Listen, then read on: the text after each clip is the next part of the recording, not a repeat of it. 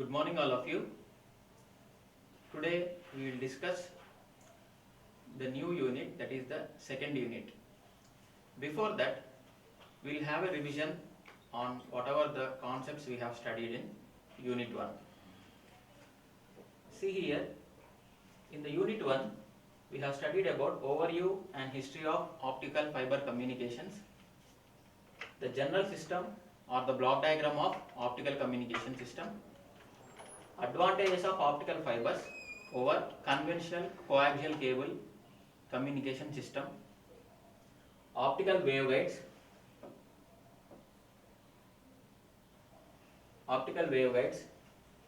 ray transmission theory,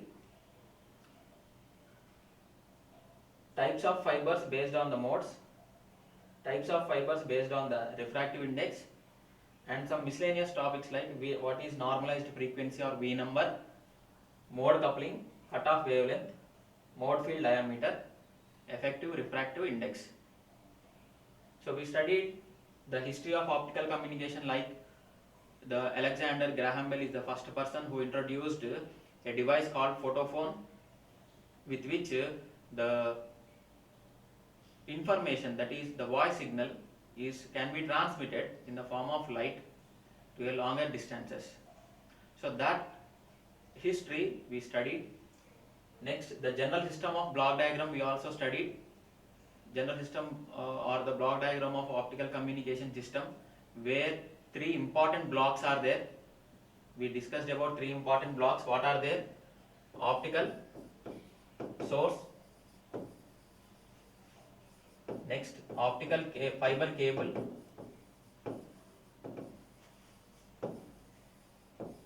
and optical detector.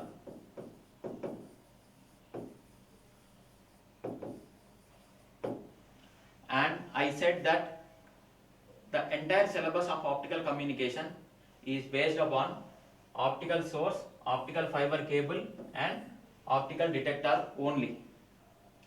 Okay. Next, we studied optical fiber waveguide, means what this optical fiber consists of. So for example, it consists of core, cladding, sheath, okay, made up of different materials with different refractive indices, okay, where the core refractive index is high than the cladding, okay. So that kind of information we have gathered from this optical fiber waveguides. Next, to understand the working of optical fiber cable, to understand the transmission of information signal which is in the form of light in the optical fiber from one place to another, okay, so we need to know certain basic concepts like laws of reflection, laws of refraction, and Snell's law, okay.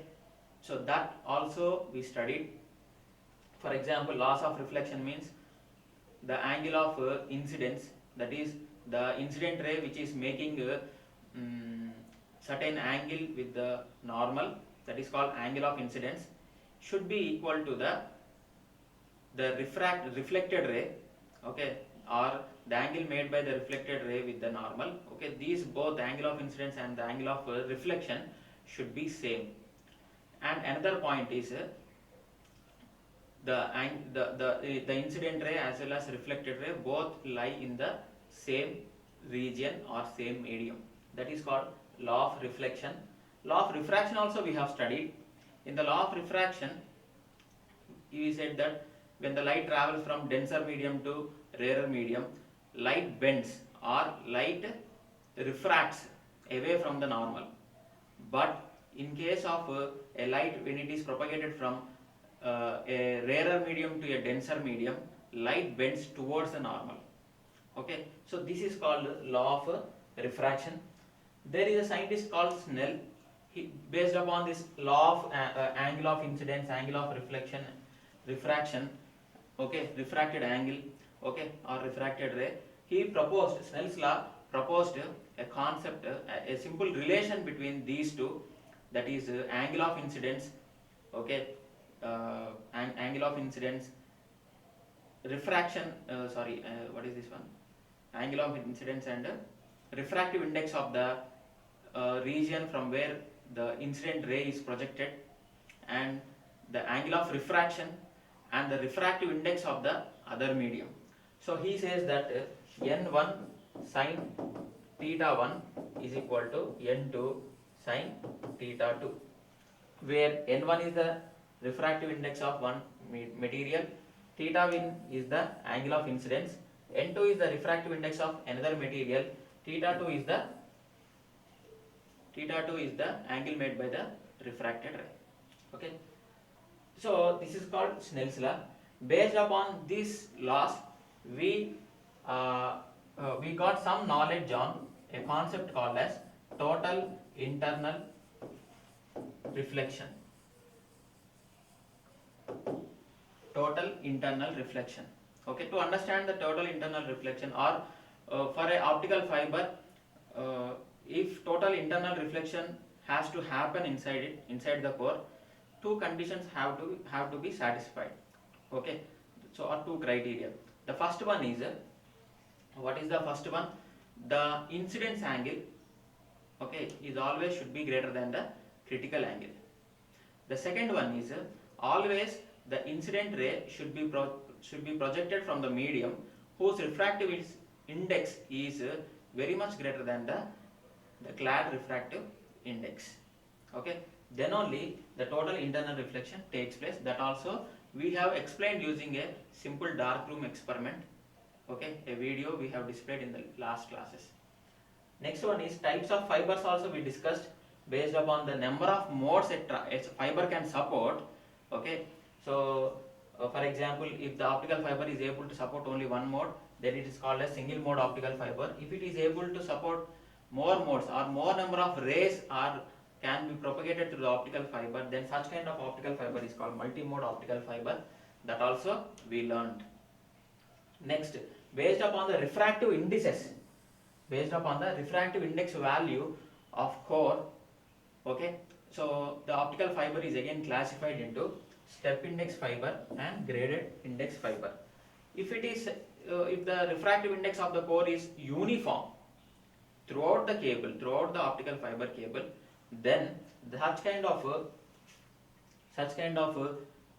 optical fiber is called step index optical fiber. If the refractive index of the core is decreasing from the fiber axis to the core cladding interface, then such kind of optical fiber is called graded index optical fiber. Not only these, there are certain miscellaneous concepts like how many number of modes a fiber can support, how you will determine using the refractive indices of the core and cladding. So that can be understood by V number.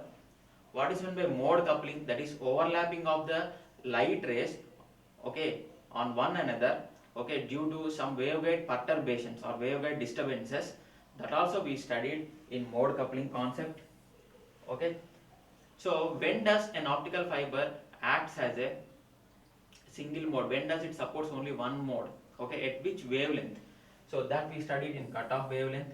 Okay, then what is mode field diameter? In order to avoid the power loss at the launching end, okay, how the light should be propagated or projected into at the core diameter, at the starting point of the core diameter. So that we learned in the mode field diameter. And what is meant by based upon the light velocity and phase velocity, how to calculate the refractive index. So that we calculated, that we have learned in the effective refractive index concept. So entirely all these concepts are covered in the unit 1. Okay, so now today we'll go to the second unit, where we discuss, as I said earlier, so the complete optical communication syllabus, okay, is discussed as optical sources, optical fiber cables, and optical detectors only. Only 3 concepts are studied in entire optical communication syllabus. Okay, so in the second unit we discuss about optical fiber, how it is fabricated, what are the various materials used for the fabrication of optical fibers. Okay, So let's go to the second unit. Okay, so the second unit name is fiber materials. Second unit name is fiber materials. Okay, so what are the fiber material means? Whenever we if we want to construct an optical fiber, what type of material we have to choose? Do you choose metal? Do you choose plastic? Do you choose some silicon dioxide? Okay, so do you choose some wood? Okay, what type of metal is required? Okay, what type of material is required? Okay, so to construct the optical fiber, so what are the basic requirements first of all to construct the optical fiber, that we have to know. So there are certain requirements in selecting the fiber materials. Okay, so here we have given three requirements. The first one is, it must be the fiber material, the material which is used for fabricating the optical fiber must be if you expand it, should be expandable. Okay, it should be long, it should be thin, and it should be flexible. It should not be rigid, it should be flexible. Okay, so any material which is having these kind of properties, okay, which can be extended as a long wire, okay, which can be made as a thin wire, very small, very thin wire with very less diameter in the order of micrometers. Okay, and which is flexible, not like this pen rigid. This is rigid, we cannot bend this, but optical fiber should be flexible in nature. Okay, so such kind of materials which are having these properties, like we should be able to make it long. Okay, it should be very thin, and it should be flexible. So such kind of optical fiber material should be selected. That kind of material should be selected for fabricating the optical fiber. See the second one, the material should be transparent such that it will guide the light. It will guide the light efficiently. Okay, the material should be transparent so that it will be guiding the light efficiently throughout the cable. The next one is materials having slight difference in refractive indices. Okay, must be available. It is not like core, whatever the material you have chosen for fabricating the core, the same material cannot be used for cladding, because the core refractive index must be greater than the cladding refractive index. For what? Because total internal reflection process should occur, that phenomenon should occur inside the core only, for which basic condition is core refractive index must be greater than clad refractive index. Okay, so here also materials having some difference in the refractive indices should be selected for fabricating the fiber, optical fiber. So these are the three requirements, basic requirements in selecting the materials to fabricate the optical fiber cable. Okay, so based on this, there are different types of optical fibers. Okay, glass fibers, halide fibers, chalcogen fibers, active glass fibers, so plastic fibers. Okay, there are different types of fibers. Let us discuss all those now. Okay, so the first one is glass fibers. So glass means generally it is made up of silica, sand. Okay, so generally glass fibers which are mixed with some other oxides or sulfides or selenides are used in fabricating the glass fibers, glass optical fibers. Okay, so generally this, if it is silica, if the fiber is made up of silica, then the refractive index is 1.458. You can note down this. The refractive index of silica is 1.458. You can note down this point.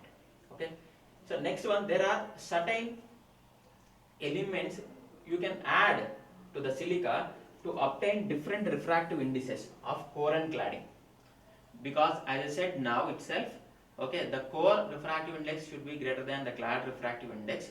If you use silica for core and clad, then obviously there will be no difference in refractive indexes of core and clad.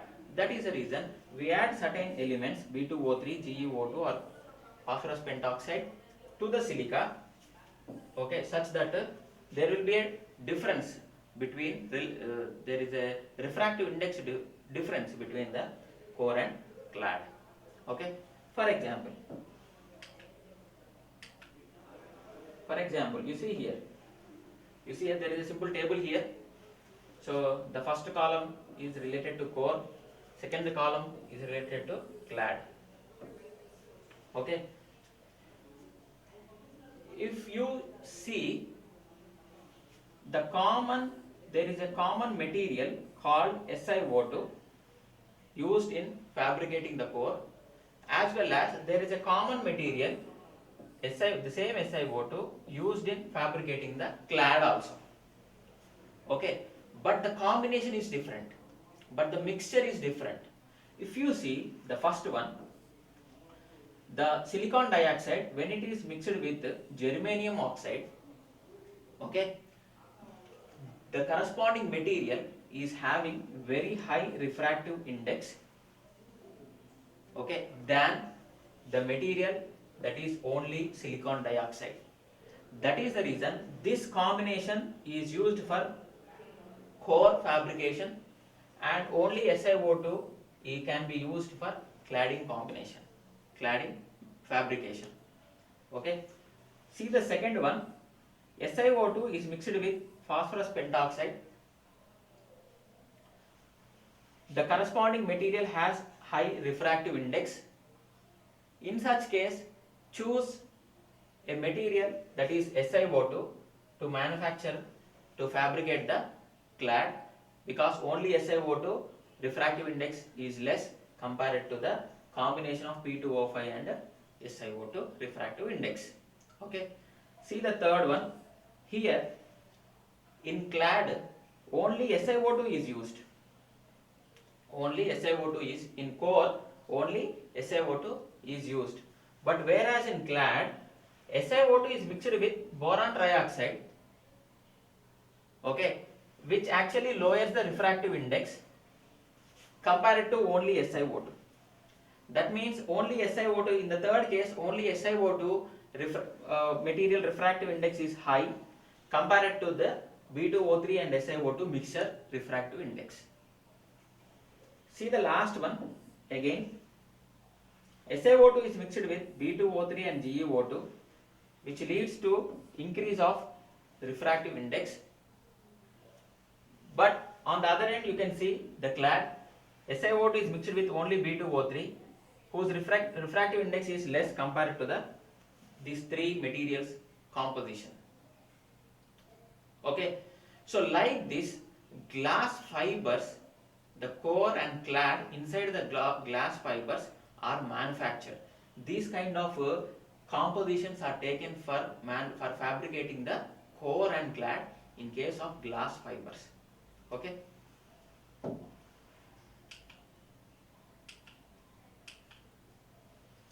Next one is halide glass fibers.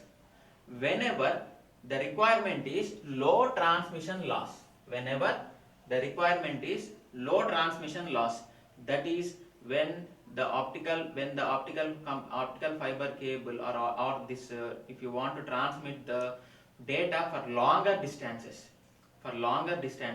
then the transmission losses should be less. That is the requirement actually. In such cases, generally halide glass fibers are used. Generally in such cases where in case of long distances, transmission over the long distances, halide glass fibers are used. Okay, so generally fluoride glasses belong to halide glasses, which belong to 7th group of the periodic table of elements are used. Okay, in such also in particularly fluorozirconate, a heavy metal, is generally used for manufacturing the halide glass fibers. Okay, so keep this in your mind. Halide glass fibers are the glass fibers which are manufactured with the composition of seventh group elements, especially fluoride. Okay, what is the reason? Because it offers very low transmission loss.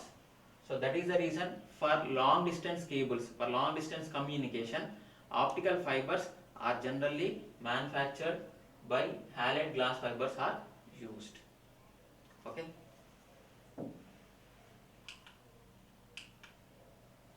Next one is active glass fibers. Glass fiber earlier we have learned, that is different. Active glass fiber, that is different. Okay. So there are certain rare earth metals. There are certain rare earth metals like cerium,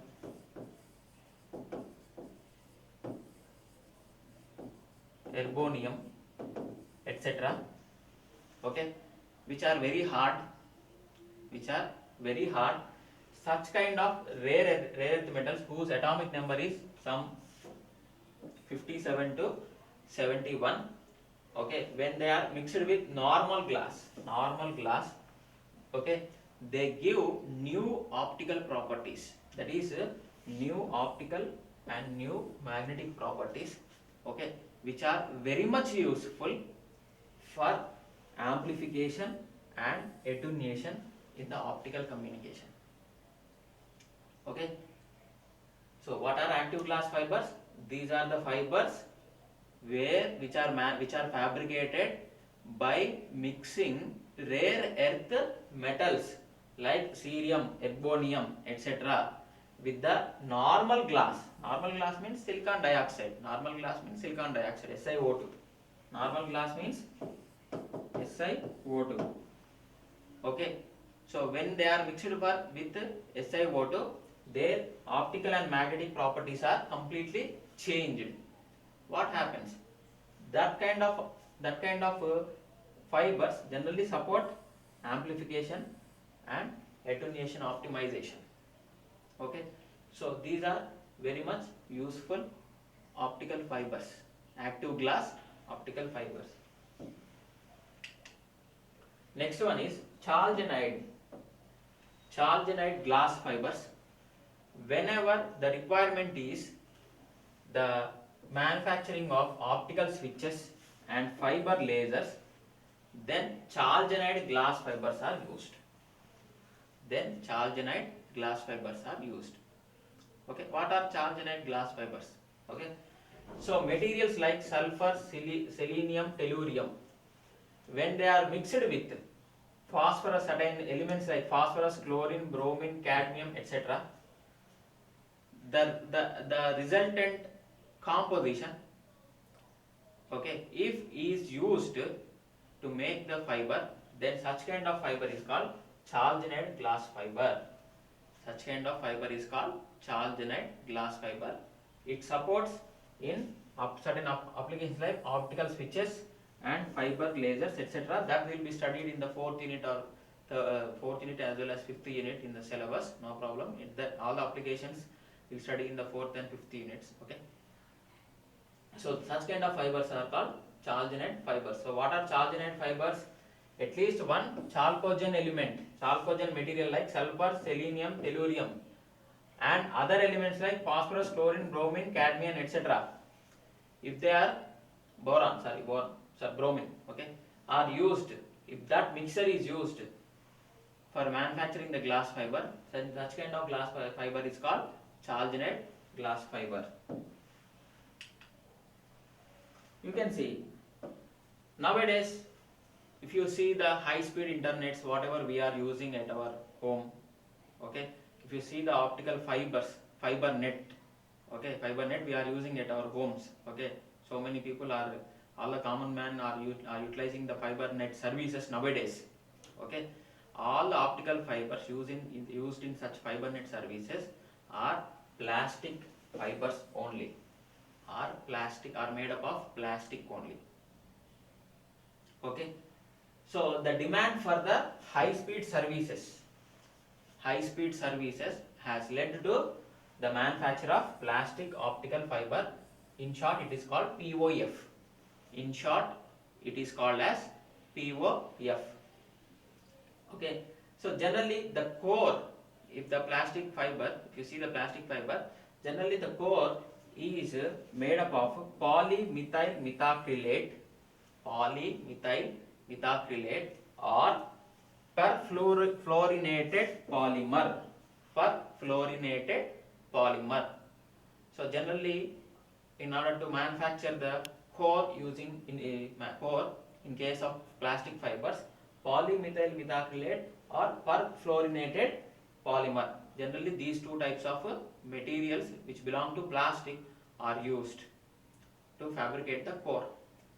So these fibers are referred as PMMA POF or PFP POF. PMMA means polymethyl methacrylate. Okay, POF means plastic optical fiber. PFP means perfluorinated polymer plastic optical fiber, like that. Okay, the expansion is given PMMA.